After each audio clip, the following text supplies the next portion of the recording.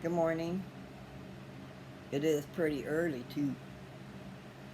I decided that I wanted to look and see if there was something I wanted to read to you guys. And I know there's only going to be a select few that's interested, but if you indulge me, is that the word? I don't know. I just want to share stuff and actually learn stuff while I'm sharing because things I know of that are great I haven't read. And I just stumbled on a book. I didn't know all these things were in Gospel Library. Okay, let me tell you about that. Actually, I should tell you the date and my name and all that good stuff, okay? I just figured you know who I am by now. Um, my name is Mary Lou. I go by Lou, but you can call me Mary or you can call me Lou, and you can even call me Mary Lou. I never did like Lulu. My brother and his children call me that. But I did get over that. But for a long time I didn't like it. I don't know. I figure I've kind of run out of things. I'm probably boring and I go la la la la la a lot. And I like to sing. But I like to share the good word. And so that's what I'm about doing. Sharing the good word.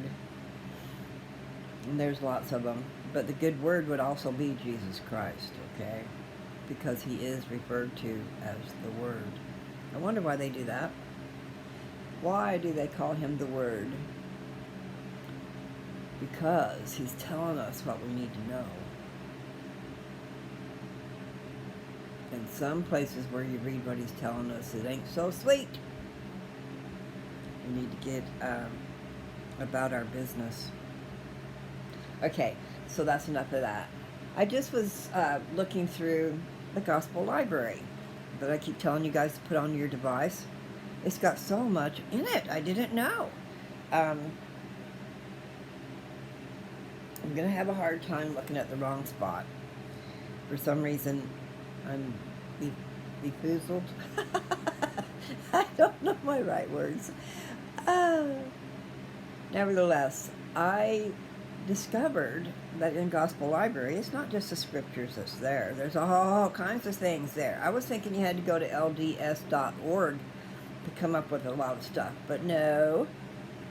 The hymns are there, all the hymns, and the children's hymns too. So I'll be going over those.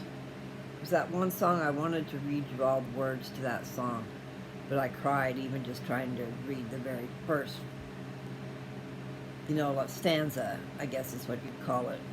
First few lines of the verse. Heavenly Father, are you really there? Do you hear and answer every child's prayer? Some say that heaven is far away, but I feel it close around me as I pray. So now, I made it that far and I didn't cry. But I got chill bumps, so there you go. I guess that's good because I've been hot. Been really hot this morning. And I thought I'd try to put on something different so I don't wear the same shirt every time I'm on here. I've got to do some dressing up. I need to figure out what to do to make myself look better. I know, there's a whole bunch of ideas you guys have, but no. You're just going to have to put up with me if you care to. If not, it's like I told one other guy, put me in your ear and then you don't have to look at me. I mean, that's simple. But what were you looking anyway for? I mean, why were you on my channel? And then to have that to say, how rude. Those of you who know, otherwise I'm not going back over it. It's just, my channel is about spreading the word, sharing the good word. And that would be about a lot of things, not just God. But my main goal is that. And also, like I said in the very beginning, my very first statement, I'm an advocate, which means I stand for. Do I need to look over here? I know I do. I keep wanting to look that way. And that tree is beautiful. I can see, I'm in my bedroom. And really, it's not my bedroom. It's a room in this house, which I am in right now, because I've been all over the place. But outside the window there is a beautiful tree. I mean, the blossoms, they're big and they're pretty. And I don't know how long they'll be there. They're probably a little bit protected because they're not out where the wind hits real hard. Because the blooms that were on the trees out front have already gone. In other words, they've been blown away. Blown away. So, back to the Gospel Library. Wow. So if you put that on your, put that app on your device, you will find that if you play around, it's not just the scriptures, okay? There's books. And I just found one I thought maybe I would endeavor to read. Ha! Seems how I'm the great reader. But it's a good book.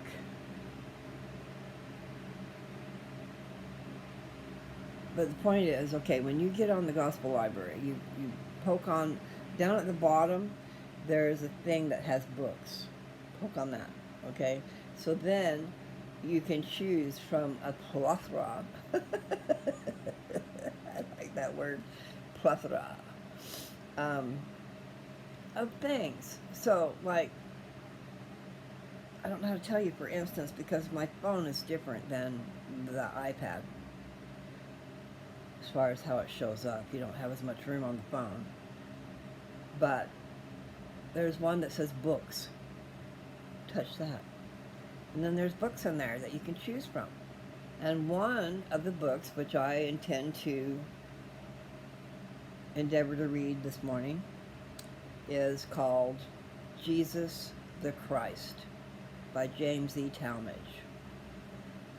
I believe it's James E. I know it's Talmage. It just come out of my mouth from the past, you know. He's one of the 12 apostles. I'm not sure what year, because that was a long time ago. That book is old. But it's good. I know that much. And so I was looking over, I opened it up, and I was looking over it a little bit. So I'm going to skip the title page, and I'm going to skip the preface to the introduction. And I'm going to just get right into the introduction. And I do know in my memory from years ago that I have looked at this book. But knowing myself as not a reader, I doubt I read it. I probably read parts of it, okay? And some of these books you can get on audio. And basically it's not audio even. I mean, you don't have to... What I'm trying to say is, like I've told you, when you first start it, there's that little blue circle at the bottom that has earphones. So it'll read it to you. You can either put earphones in your device and put it in your ear, or you can just listen to it speak, okay? Because it will read it to you, and it'll be a lot better than me. But I'm going to endeavor anyway, because I find it interesting. And an apostle wrote it. A modern day apostle wrote it, okay? I just don't know what year it was that he did. I should look that up. So I found the book, and I thought maybe I would go ahead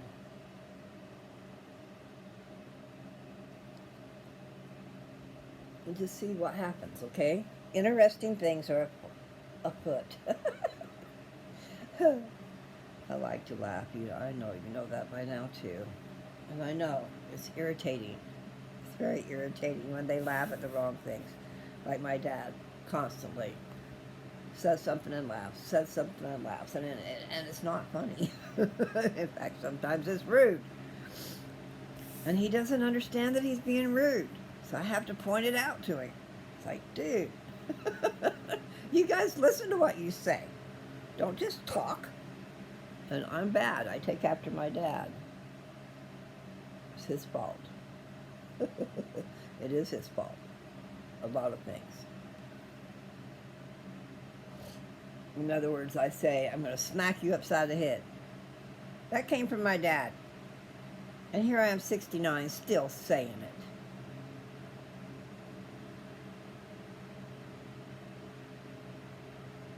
Bad habits, okay? But I don't usually mean them in a bad way. It just sounds bad.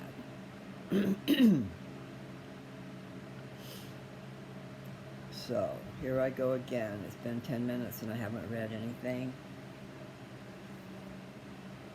I just want to talk.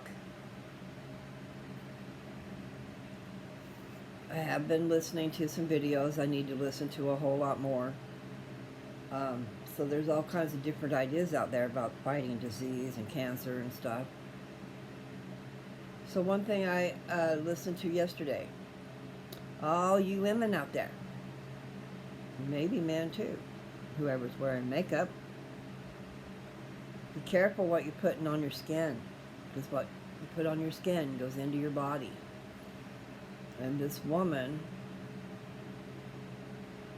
I can't even say she's a doctor, but I think she is. She's some type of person that's studied, and she's an authority.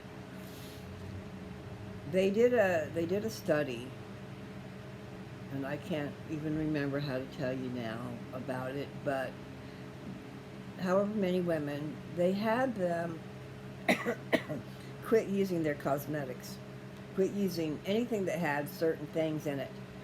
You know, go ahead and use cosmetics, but make sure it does not contain these things. There were 3 things, and I can't name them. And she should be in my history if you're interested, and if you can see the history, what I've looked at. I think it says this activates cancer cells, is what it is. So put that in, maybe you can find that. But there was a big difference. All they did was had them not use those cosmetics that had those products in it for 30 days. Actually, I think she said 28, but whatever, 30 days, we'll say a month. All they had to do was go off of it, and then they tested them before and after. And I'm remembering now, these women had breast cancer.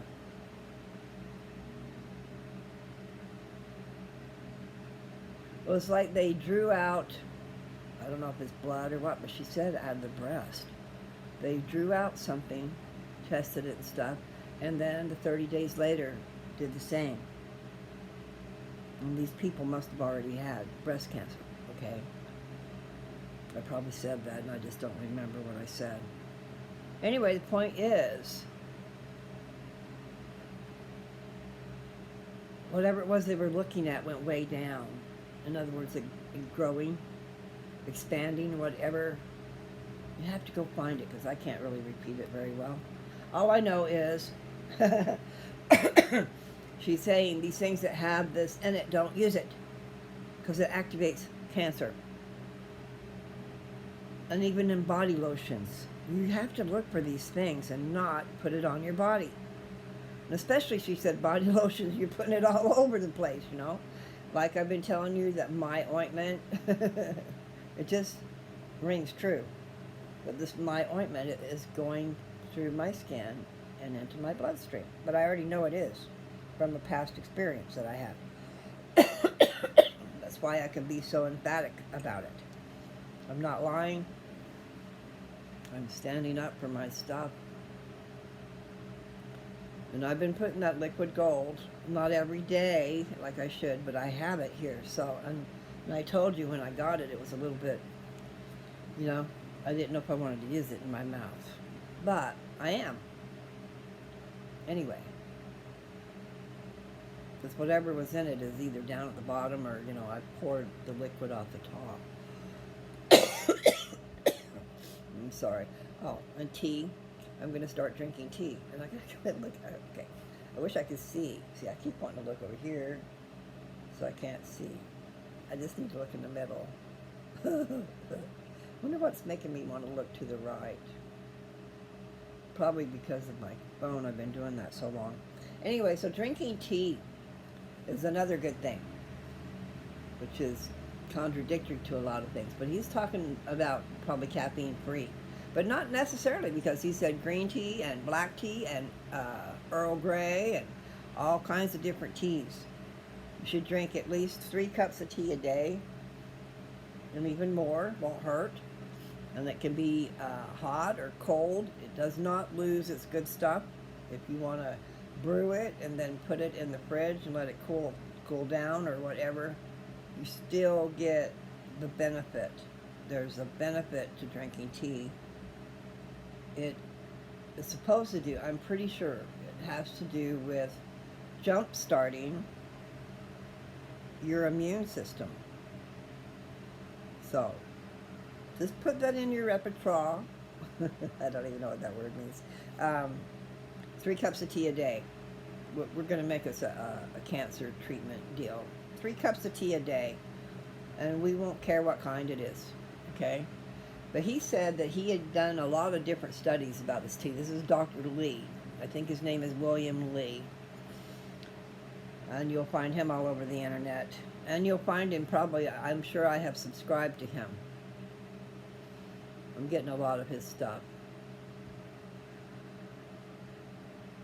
But see, if you're not careful, you subscribe to someone else who has him on their show. So, but he's responsible for a lot of, he's done a lot of studying, a lot of research, and he's responsible for a lot of medications that are out there to help us. But he also has to do with starving blood vessels. In other words, your cancer creates its own blood vessels, or even steals your blood vessels from other organs to feed itself. Okay?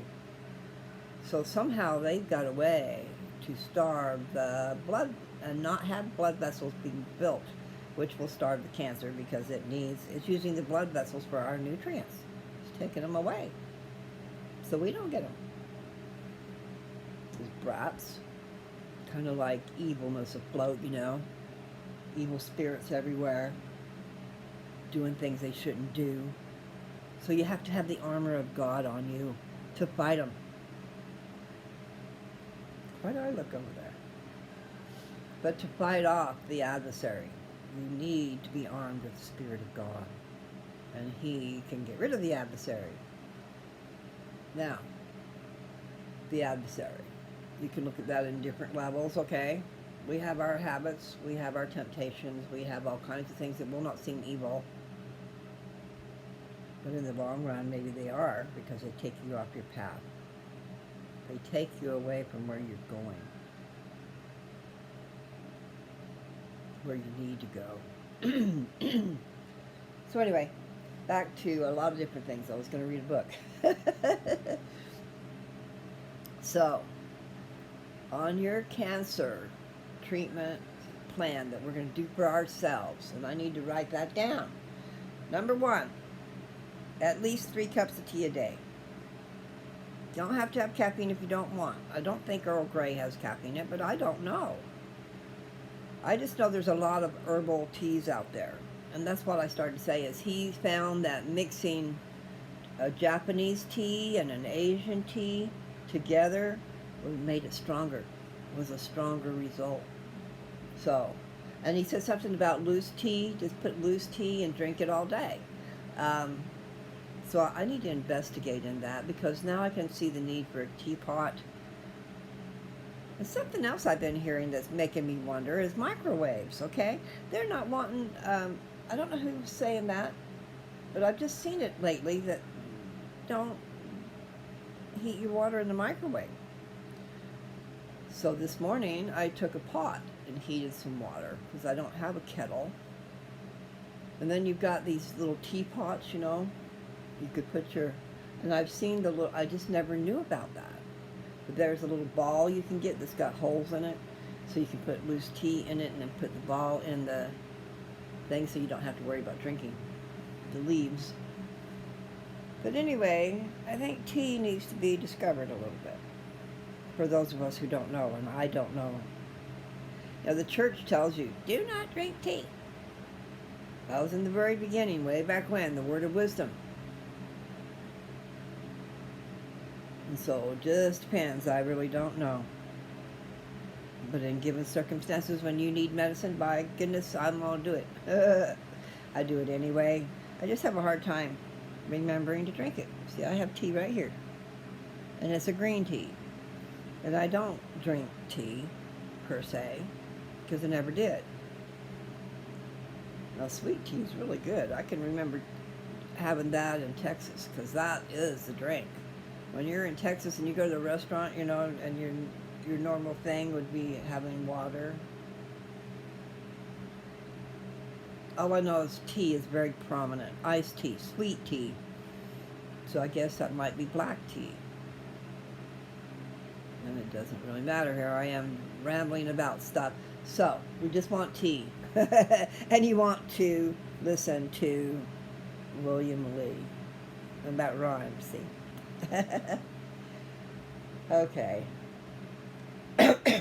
So, cheers.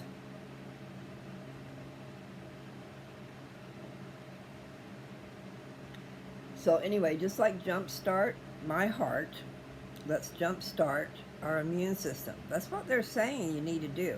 They're saying that in the microscopic form, anyway, of cancer, we all have it. We all have it. And our body naturally gets rid of it when it's on that level. But when your body starts messing up, I can't remember or know how to say, but something becomes astray. Had a whack. So, our immune system evidently becomes lazy and doesn't work sometimes, especially after years of abuse. Like he's saying, when you sit down to eat, this is a different subject, but him too, and about cancer, and about controlling everything, like eating. He's saying that you need to eat, and I have always been a slow eater, but my dad is one that does wolf it down. Good food. He can't help himself. But he was given some really good hints. I'm going to start doing that too. I just don't know how to repeat his stuff. But it will affect diabetes also. But the part was, if you eat slow, then your body has a chance to tell you they've had enough before you eat such a tremendous amount. But if you're wolfing it down, you don't give your body a chance to say, hey, stop, I've had enough. Instead, you overfill because it tastes so good. And I'm guilty, just not all the time. Because I mean, I was going to say luckily enough, and maybe a blessing enough, that I could not afford all that great food. I also was very distracted with other things I needed, and I didn't have enough money. Period of time I had some money, but I was too busy buying crap. I had a house full of stuff that I never even opened the boxes. QVC is evil. Anyway, that was just a side thing. It's temptation. We see great things, we want them, and if you can have them by the time they've showed it, you bought it. So, I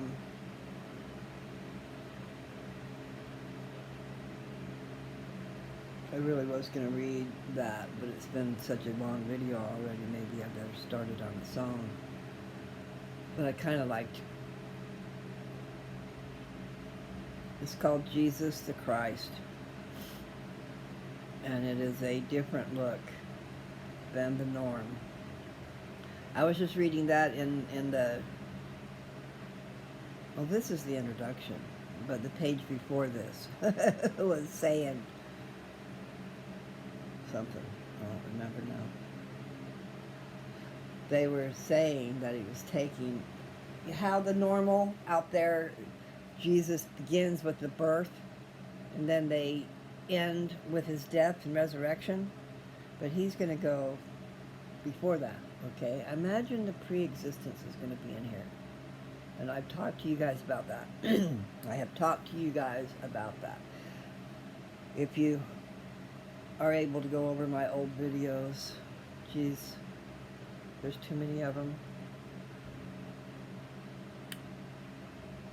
Somehow I need to go through them and make shorts. That word plethora. I have a plethora of videos to make shorts from. So that's a wealth right there. So I don't know. I know that I got carried away, and I've told you this and that, and we were talking about cancer and tidbits of that. Okay, and I said that he gave some real good advice. Okay, so he said, and I didn't listen to the whole thing, but he said, at night, eat. Take your time eating. Put your dishes away and don't eat anymore after 8 o'clock. Don't have a late night snack. He says a late night snack, all that does is give you sugar spikes. It goes up and gives you spikes. But he's saying that something to do with burning fat is what he's talking about. And being healthy too. It's like you give your body a chance to take care of the food you've intaked all day. And I think it might burn fat. He might be talking about burning that. Because one of the things he was talking about was that a brown layer of fat that's deep down in. Anyway, you're not going to get rid of that unless you do certain things. And he's talking about that. So, put your dishes away by 8 o'clock. No more food. Until morning. And when morning comes, he says, don't get up and eat right away, like we've been always trained to do. Eat your breakfast so you can get out of school, you know. He said, don't do that. He said, and I'm talking about for us adults, maybe the children that are going off school need to do that because they need fuel.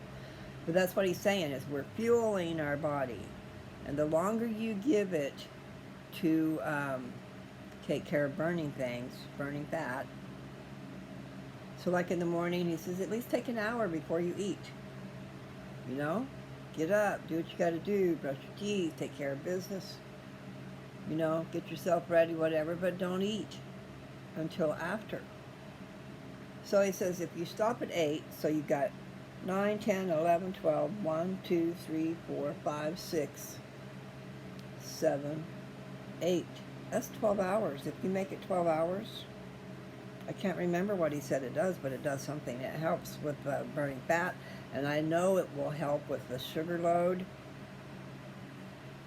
So you sit down and you gobble, gobble, gobble up something that tastes so damn good that you've ate twice the amount you should. Then you've overloaded your system, and it's in there trying to digest it and do its thing. And you're overloading everything, especially if you're a diabetic. But even if you're not a diabetic, you're messing up your body. So, food for thought, and that's from Dr. William Li.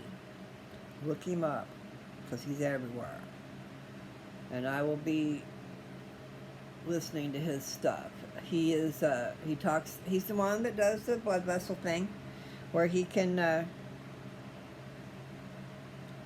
stop the cancer from growing its own blood vessels and feeding itself, or taking the blood vessels from somewhere else to feed itself, to get our nutrients away from us. So that makes sense. You starve the cancer in that way. So that's one thing. That's one way to do 12 hours without eating, okay? And then when you do eat, maybe the first thing you should do is have a cup of tea. You know? But when you do eat, this other lady, I don't know if it's her or him, because I've been listening to both, have a loaded omelet. Eggs are good for you. Good protein. They don't got sugar in them, so the carbs are non-existent.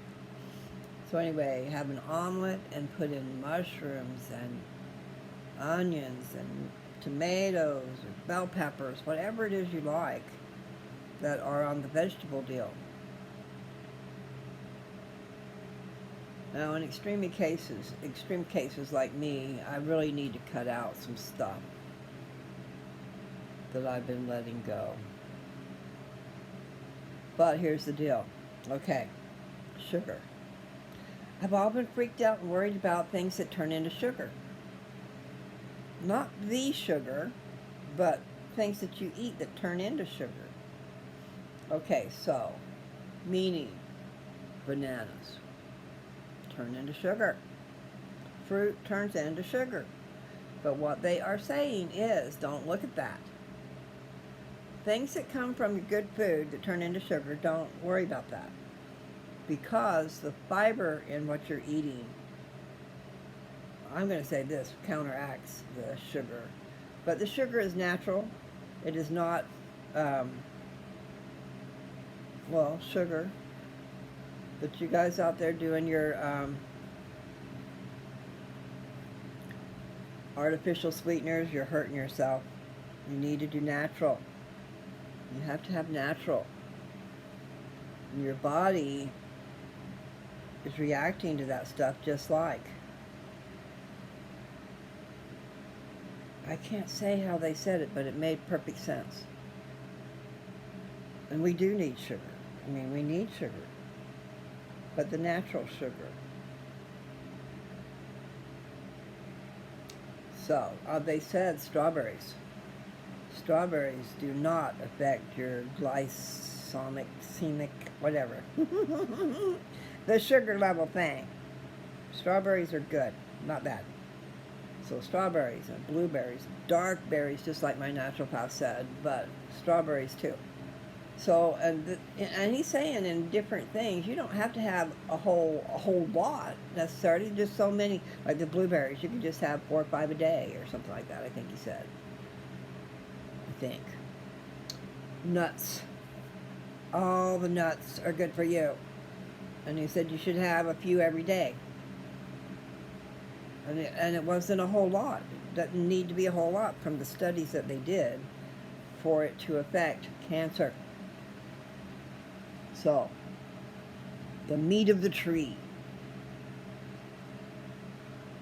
I'm going to start doing that. And then the leafy greens. Spinach.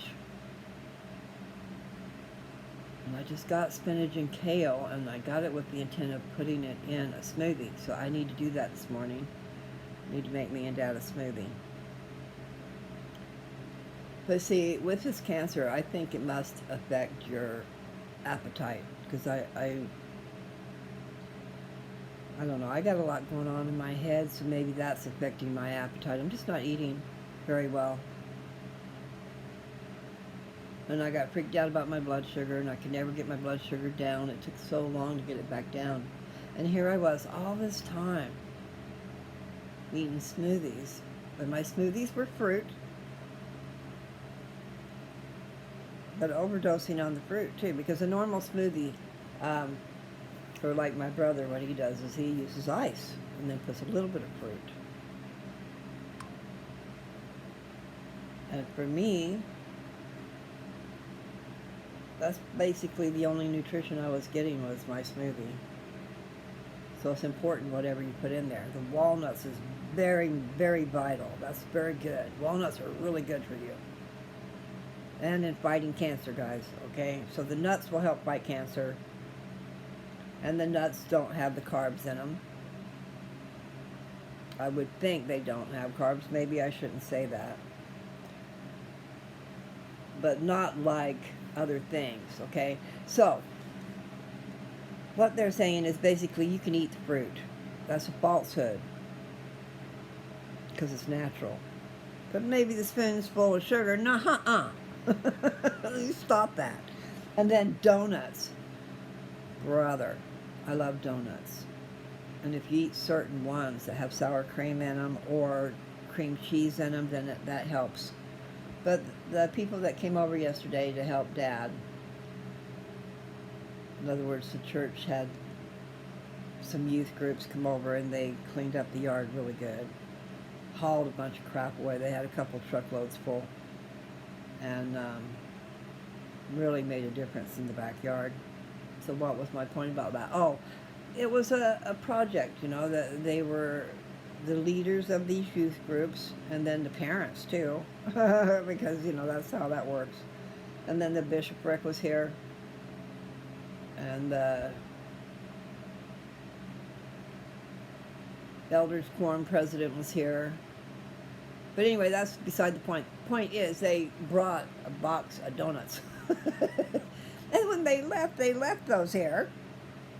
And me and my dad, we don't like to waste. And besides that fact that we don't want to waste, we love donuts. And we don't need donuts. Bread turns into sugar. Now, I don't know if that would be a natural thing, turning into sugar. Bread versus fruit, you know, because fruit, I believe, is nectar of the gods. We need, I mean, why is it here? It's for us to eat. It's fruit and nuts. And yes, meat, but I can do without meat.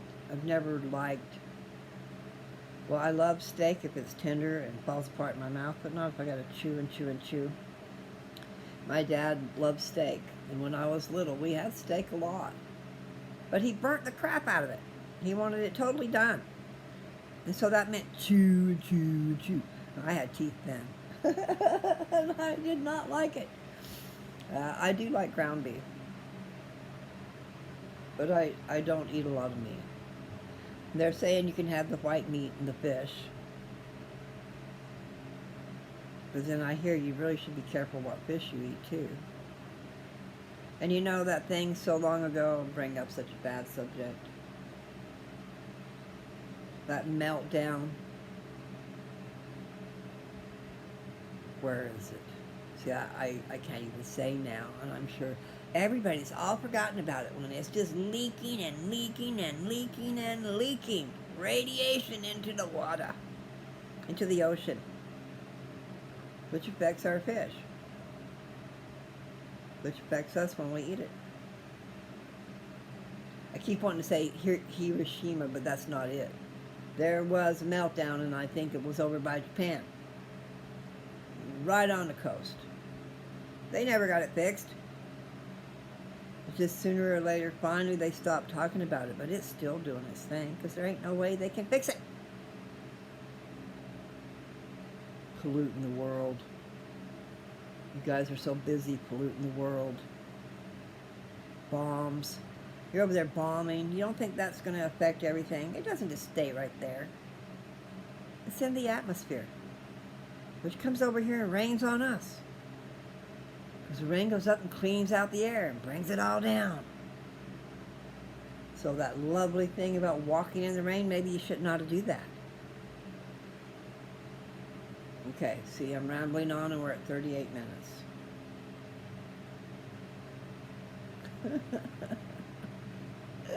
I want to read that book. I was just going to read the introduction and then maybe you guys could go read it. But it is really good. But I think I'm going to have to give it its own place. Because you will have listened to me ramble too much before I ever get to it. So, it's Sunday. It's my sister's birthday, and it is Nancy's birthday. So me and Nancy are 19 years and 11 months apart. 1 month later, we would have been 20 years apart. So she's 20 years younger than me. How nice. How nice to be younger. We don't even know what we got when we got it. What is it they say? You don't know what you got till it's gone. A lot of times they're talking about a love. But also your blessings. There you are, you've got a nice place to live, everything's groovy grapes, you know, and you still aren't appreciative of it because there's other things that you want. There's always something else that you want. I'm talking about everybody, okay? Satisfaction is a hard thing to achieve. only because you've gone without it so long can you appreciate it sometimes. But then how fast does it take before you don't appreciate it anymore? I'm talking about love. Went without love forever and ever and ever. And then I settled, is what I'm going to say. I settled for a semblance of love. Symbolic of love, but it wasn't love.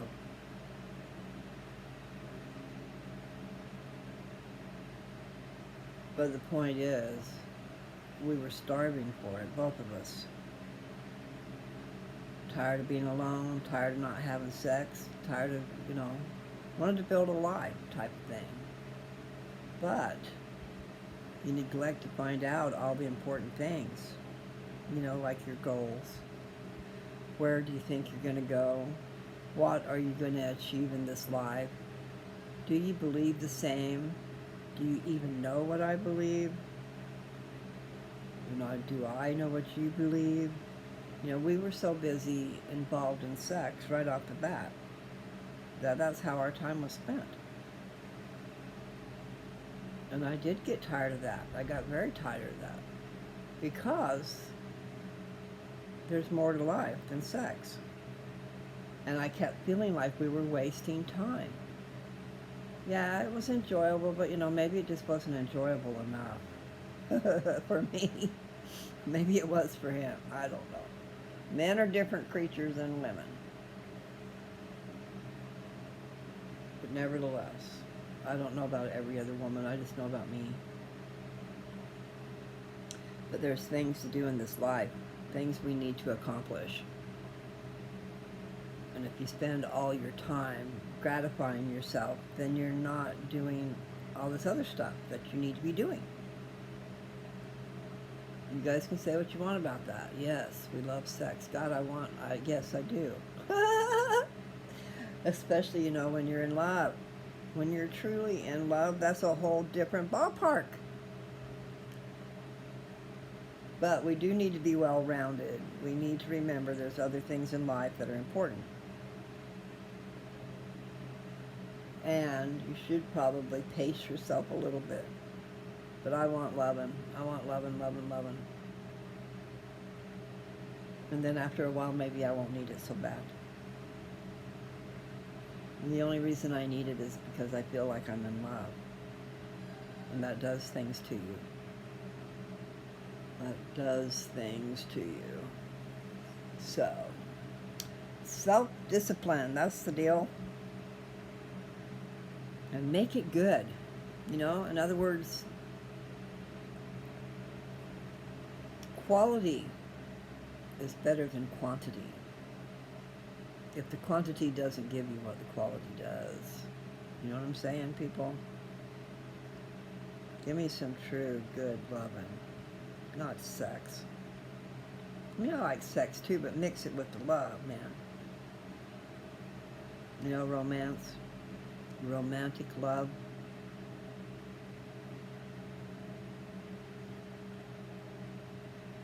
I'm longing for that. Okay, so I'm at 43 minutes. And maybe if I shut her down, someone might listen because I talk too much. But you never know what might come out if you linger longer. They have a thing at church called Linger Longer. That's why I said that.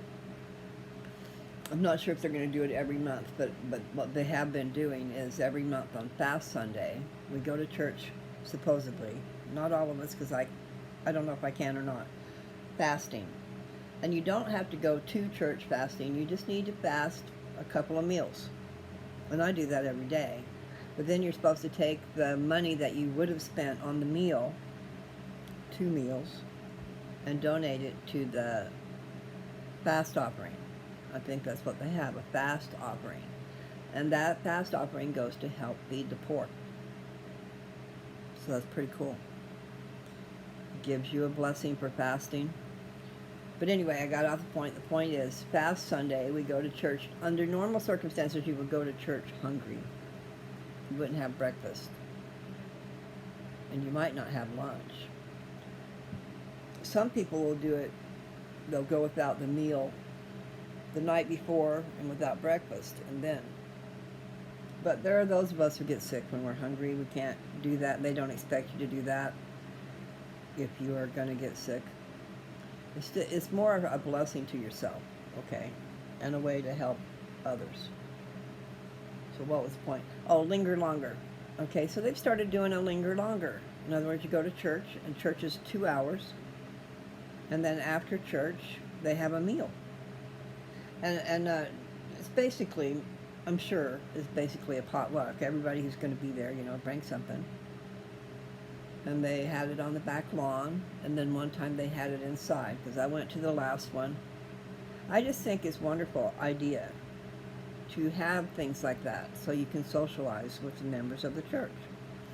Instead of just going to a meeting and leave.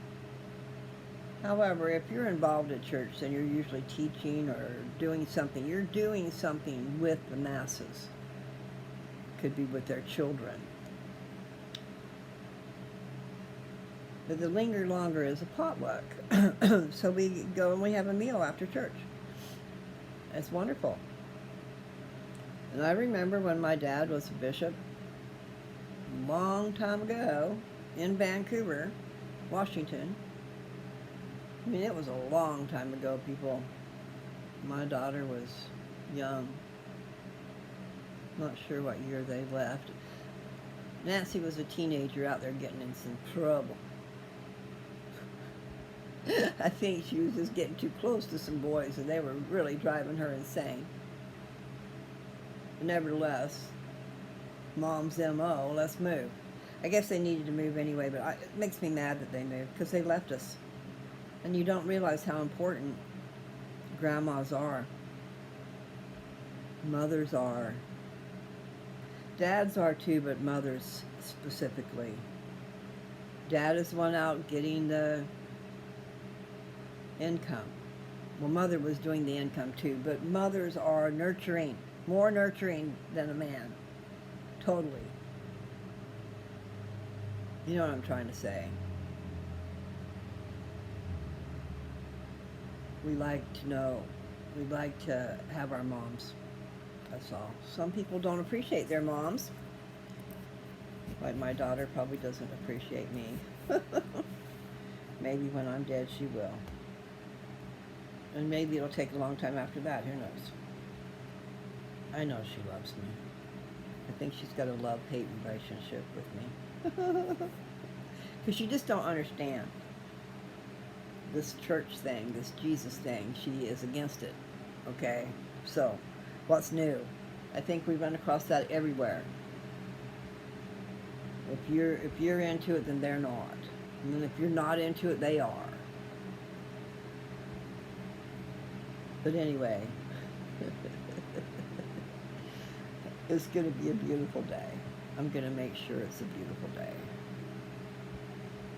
Choose to be happy. That's what a friend of mine said. Choose to be happy. Like, you can do that. You can try, though. It's like I say, too. Stay to the light. Try to make good choices. And that comes from the church. That comes from my upbringing. Choose the right. When a choice is placed before you, do what's right. And there's a song. I'll have to look up the words and start singing you guys some songs instead of reading a book. Right here I got this. I was going to read this introduction page.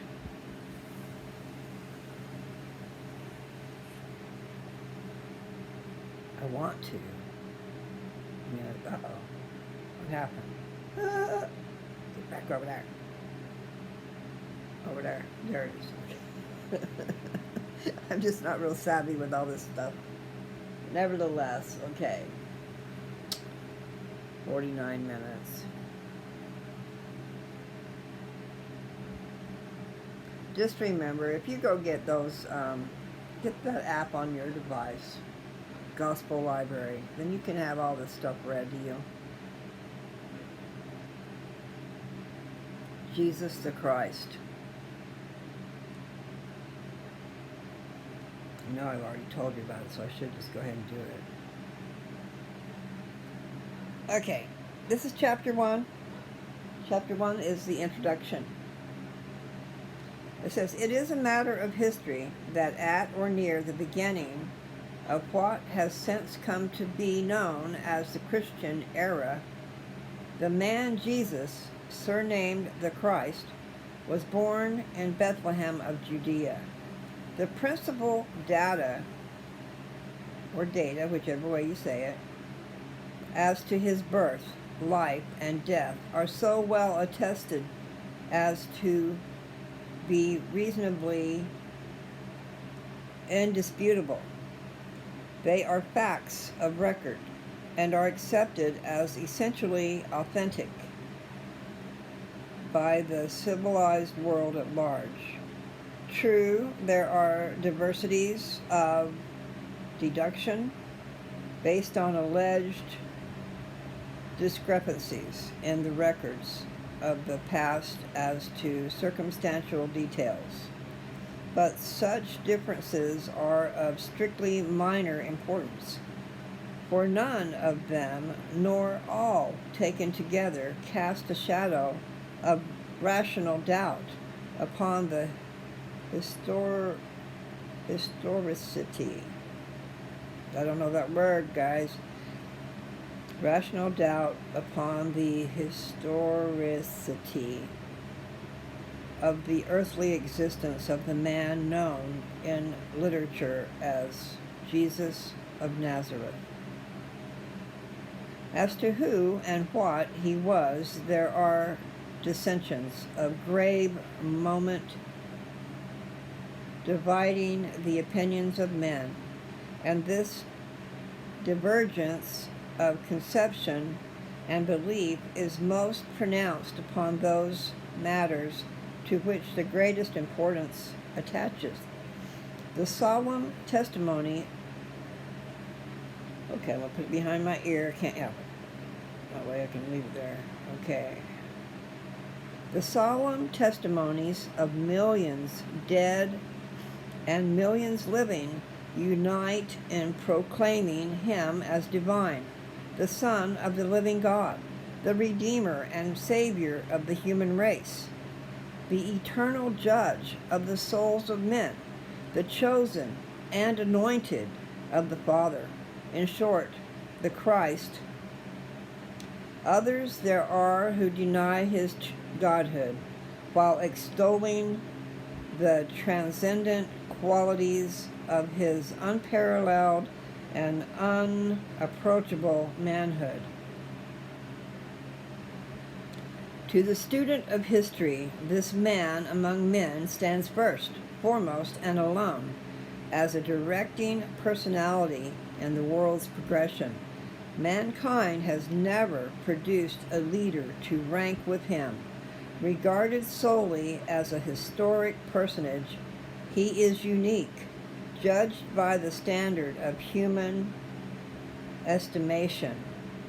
Jesus of Nazareth is supreme among men by reason of the excellence of his personal character, the simplicity, beauty, and genuine worth of his precepts, and the influence of his example and doctrines in the advancement of the race.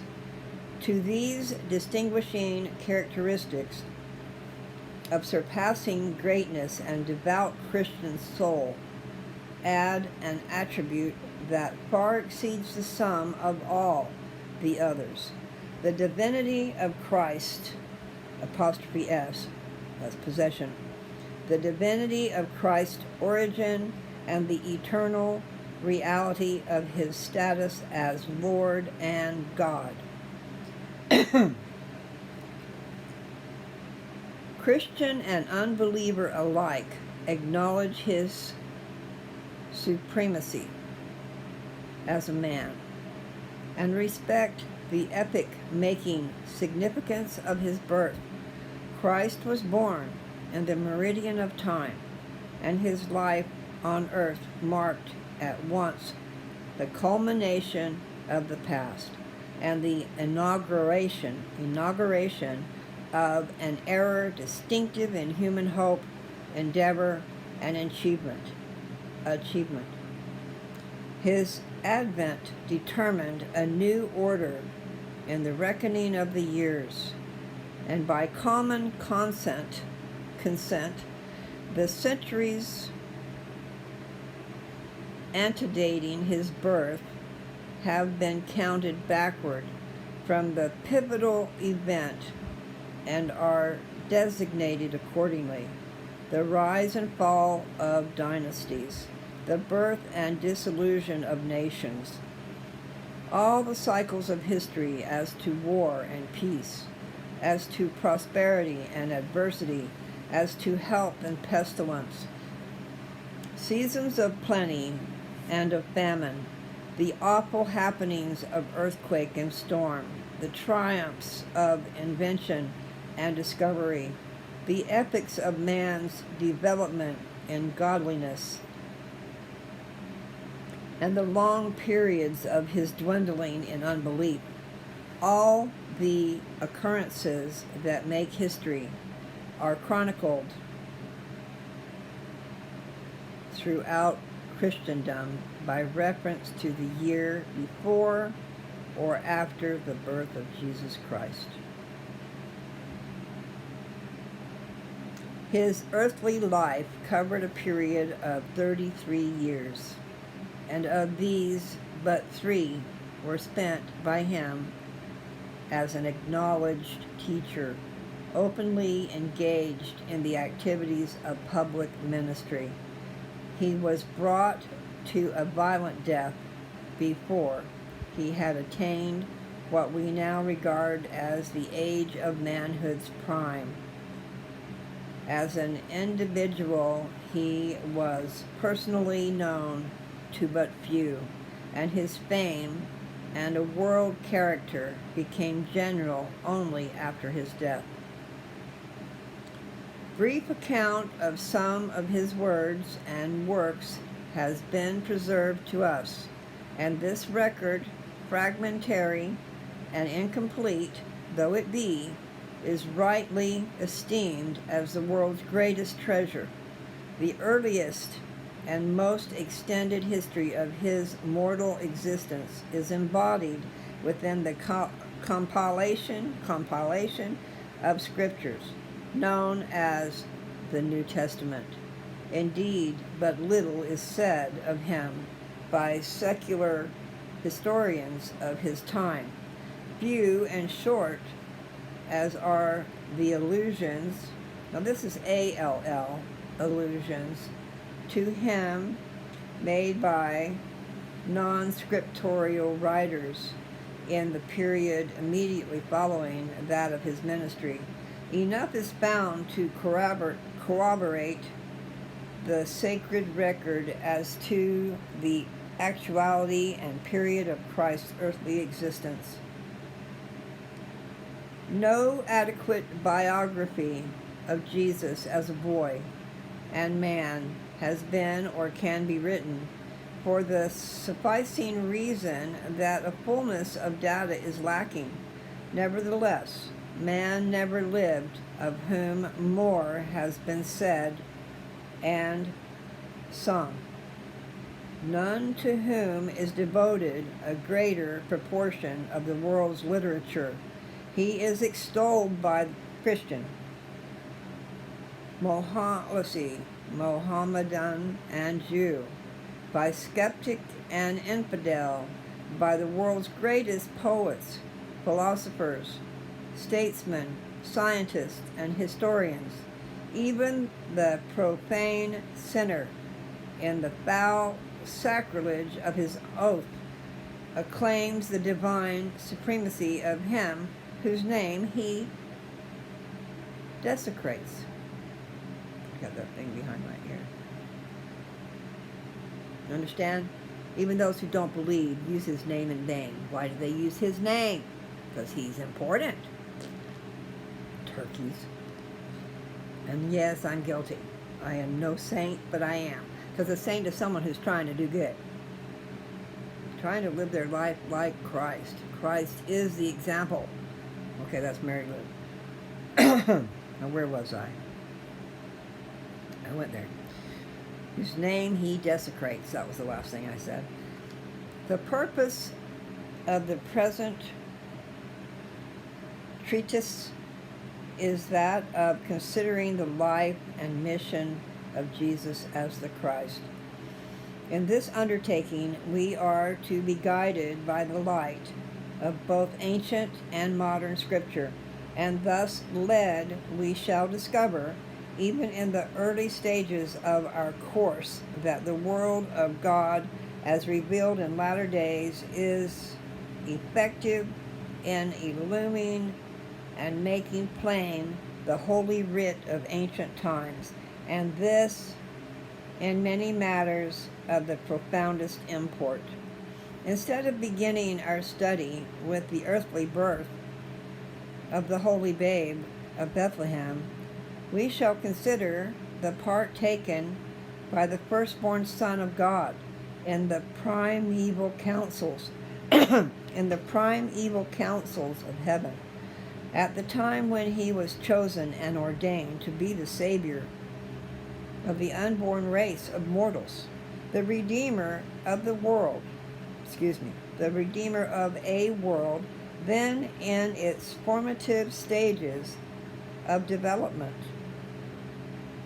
We are to study him as the creator of the world, as the word of power, through whom the purposes of the Eternal Father were realized in the preparation of the earth for the abode of his myriad spirit children during the appointed period of their mortal probation. Jesus Christ was and is Jehovah, the God of Adam and of Noah, the God of Abraham, Isaac, and Jacob, the God of Israel, the God at whose instance the prophets of the ages have spoken, the God of all nations, he whom shall yet reign on earth as King of kings and Lord of lords. His wondrous yet natural birth, his immaculate life in the flesh, and his voluntary death as a consecrated sacrifice for the sins of mankind. I'm going to read that again. His immaculate life in the flesh and his voluntary death as a consecrated sacrifice for the sins of mankind shall claim our reverent attention, as shall also his redeeming service in the world of disembodied spirits, his literal resurrection from bodily death to immortality, his several appearing to men, and his continued ministry as the resurrected Lord, and on both continents, the re-establishment of his church through his personal presence and that of the Eternal Father in the latter days, and his coming to his temple in the current dispensation. All these developments in the ministration of the Christ are already of the past. Our proposed course of investigation will lead yet onward into the future, concerning which the word of divine revelation is of record. We shall consider the conditions incident to the Lord's return in power and glory to inaugurate the dominion of the kingdom of heaven on earth, and to usher in the predicated millennium of peace and righteousness. And yet, sorry. legs are getting tired. Let's see. And yet beyond we shall follow him through the post-millennial conflict between the powers of heaven and the forces of hell, to the completion of his victory over Satan, sin, and death, when he shall present the glorified earth and its sanctified host, spotless and celestialized unto the Father. The Church of Jesus Christ of Latter-day Saints affirms her position. I just added a word. I'm sorry. I'm going to start that over again. The Church of Jesus Christ of Latter-day Saints affirms her possession of divine authority for the use of the sacred name Jesus Christ as the essential part of her distinctive designation. In view of this exalted claim, it is pertinent to inquire as to what special or particular message the Church has to give to the world concerning the Redeemer and Savior of the race, and as to what she has to say in justification of her solemn affirmation. I'm going to stop right there. I find that interesting. The church is Jesus Christ's bride. And that's why they're calling the church a she. Of her solemn affirmation. He's talking about the church, okay? Let me read this part again.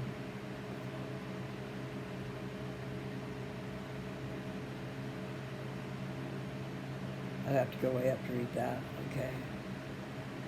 The church has to give to the world concerning the Redeemer and Savior of the race, and as to what she has to say in justification of her solemn affirmation, or in vindication of her exclusive name and title. As we proceed with our study, we shall find that among the specific teachings of the church respecting the church are these. Number one, I know, I gotta quit doing that. Somehow I gotta look over there. Number one, the unity and continuity of his mission in all ages, this of necessity involving the verity of his pre-existence and foreordination. 2. The fact of his anti-mortal godship. 3. The actuality of his birth in the flesh as to the natural. I keep adding words. Number 3. The actuality of his birth in the flesh as the natural issue of divine and mortal parentage. 4. The reality of his death and physical resurrection, as a result of which the power of death shall be eventually overcome.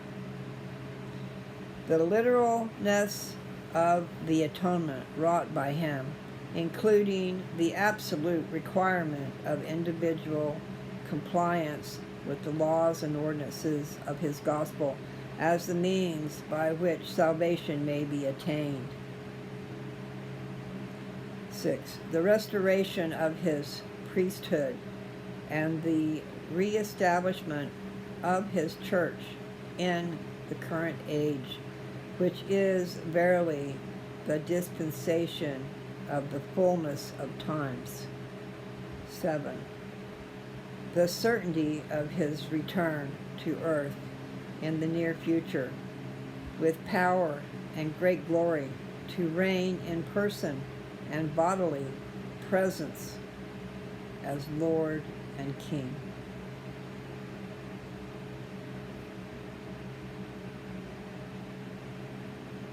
Okay, that's the end of that chapter, I'm pretty sure, because that's where it stops.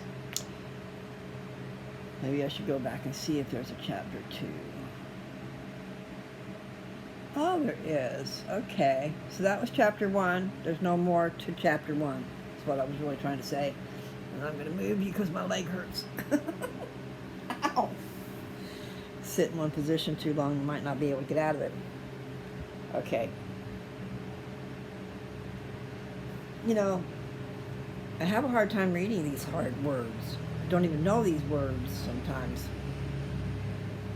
But hopefully you got some meaning out of that. And it's the truth, man. So the next chapter is going to be really great, because the next chapter says, Chapter 2, Pre-existence and Foreordination of the Christ. So that's what chapter 2 is going to be. I should have put chapter 1 to itself. But that's too hard to read. I'm not doing it again. I got too much else to read. But I pretty much got something out of that. But I knew that, so. You know, when I was doing a thing, this girl that I met, a wonderful experience I had at Walmart. I will remember that. Nevertheless, it was an experience with a stranger, and it was another one of those things where God led me to her. I know He did.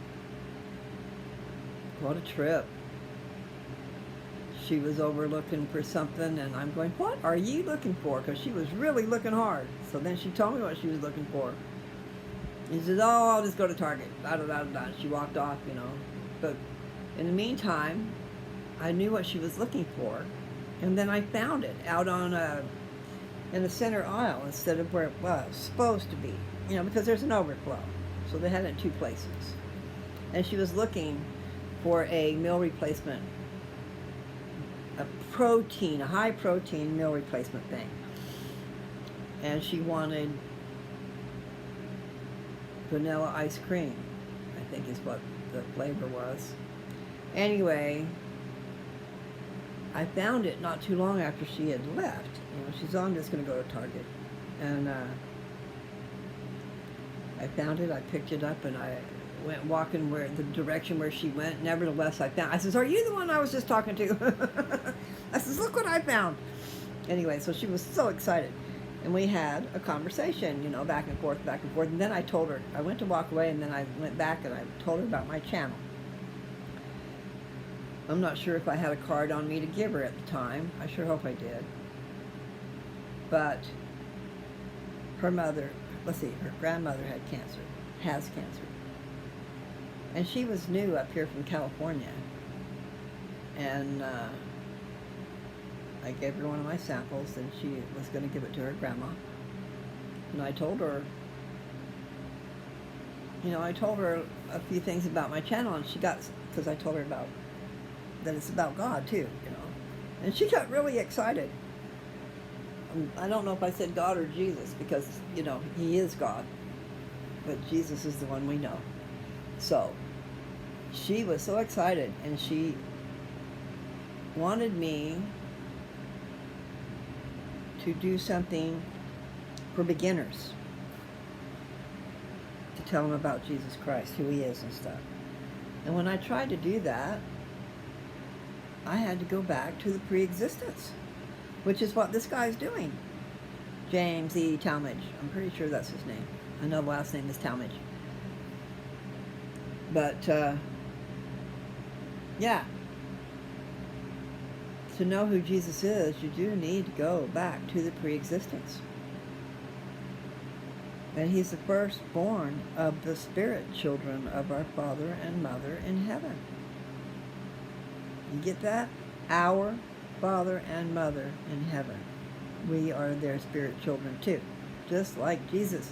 But He was the first, the very firstborn spirit. When they were creating their world and creating their children, He has been with the Father from day one. I mean, children-wise. That's an interesting fact, man. So, I think I better stop. I want to go on to the next one. I wonder how many, or how big that is. Chapter 2, Let's see.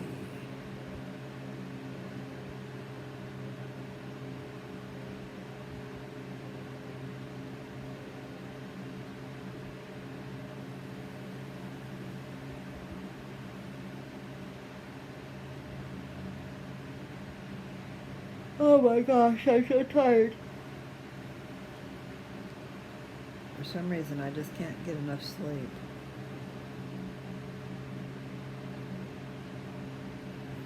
Well, it's long enough that I'm not doing it on here. So, I should just say happy trails to you people. And have a great day. A lovely, lovely day.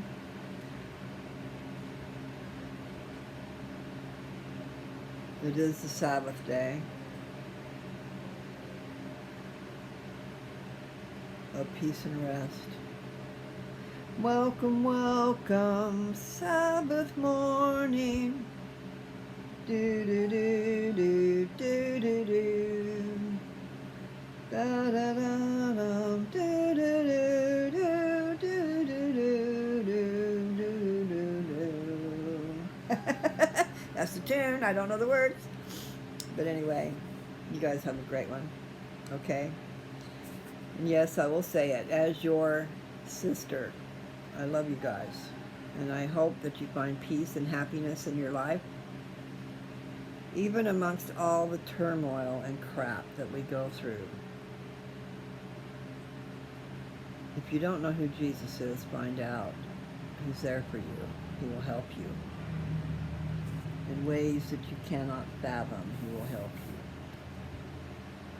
And you probably can't hear me because that fan's going on over there, but I was too hot without it. I had to turn it on. Okay. Take care.